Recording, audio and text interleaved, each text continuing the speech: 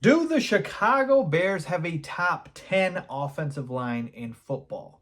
Well, one analyst certainly thinks so, so let's talk about it, people. What is going on, y'all? Faiz Sports Talk back at it with another video talking some NFL to talk about the Chicago Bears and here to talk about the O-line, folks. Like we've spent a lot of the offseason, understandably so, talking about the quarterback, talking about the receivers, talking about even, the running backs, the tight ends, the defense, the coach.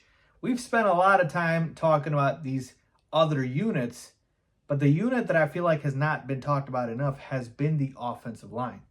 And we know that if the offensive line does not perform, things could go south very quickly for the Chicago Bears this upcoming season. So to me, the O-line is extremely important, and we got to make sure that the O-line holds up for the Bears this year. For Caleb Williams, it is paramount to his success.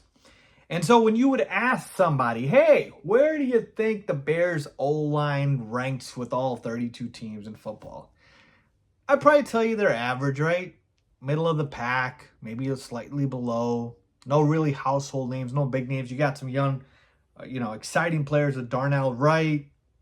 Braxton Jones is nice as well, though he had injuries last year. Tevin Jenkins, but no household names, no all pros, nobody that you look at and you're like, oh my God, they have, absolute studs. Actually, Darnell Wright might be that one guy. But my point being is there are no huge household names here. And so you would think it's a, fairly decent offensive line, nothing impressive.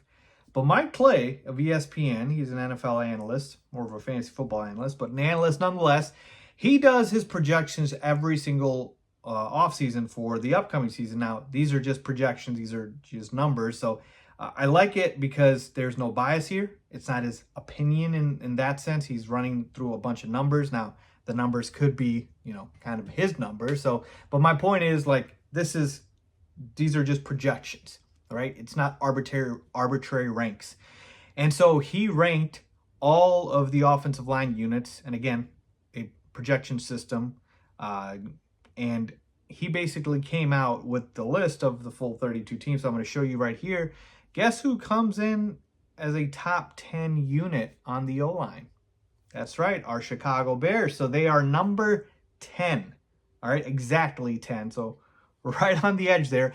But these are the rankings here. So he has Lions, Browns, Jets, Falcons, and Colts in the top 5. Then he has the Eagles, Broncos, Chiefs, Packers, and then the Bears. And I got to be honest with you guys, when I first saw this list, I was shocked that the Bears are at 10. Because, again, I thought, they'd be more like 15, 16, 17-ish. But he has them as a top 10 unit. And look, folks, the 9 teams before, can you really argue much here? The Lions are obviously an awesome offensive line. So are the Browns. The Jets obviously made sure that they're protecting Aaron Rodgers. I'd probably move the Eagles up higher on this list, but they did just lose Jason Kelce to retirement. The Packers have a good offensive line. Maybe I'd move them up higher as well. The Chiefs. But overall, it's a pretty good list. And the teams they have behind the Bears, they've got the Titans, the Panthers, the Bengals, the Raiders, and the Chargers.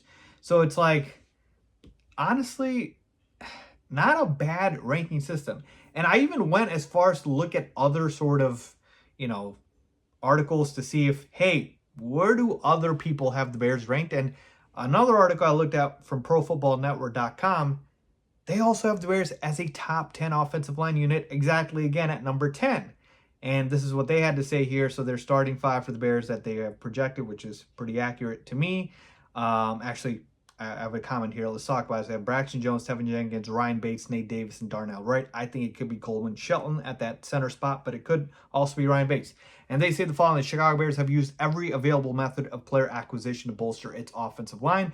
Wright and Jenkins were early round draft picks. Jones was a late round selection. Davis was a free agent signing, and Bates was a trade pickup. The group had trouble staying healthy last season, but could ascend if injuries remain at bay in 2024.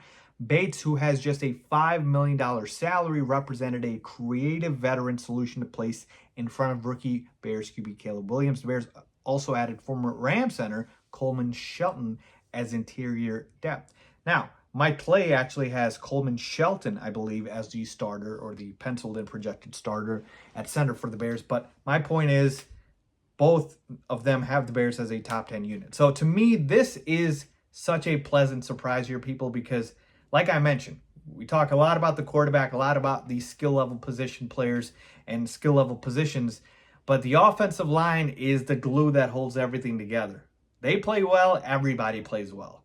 And so to me, I think the biggest thing I'm looking at with the offensive line, it's not a lack of talent. It's a lack of availability. These guys have got to stay healthy. We don't have a lot of good depth behind these guys. So I'm looking at you, Nate Davis. I'm looking at you, Tevin Jenkins, Braxton Jones, of course. These guys stay healthy this upcoming season. There is no reason the Bears shouldn't be a top 10 unit. So yeah, they might not be top 10 in terms of household names, but in terms of potential production, if they are healthy, again, knock on wood here, if they are healthy, I can see this being the case. And so this is just another sort of, addition to the list of good things that the Bears have going for them this year, because you've got the weapons for Caleb, you've got Caleb, and, the defense performed last year. If the offensive line shows up, folks, oh my goodness, that would be incredible. And as far as the starters, I feel like 4 are penciled in.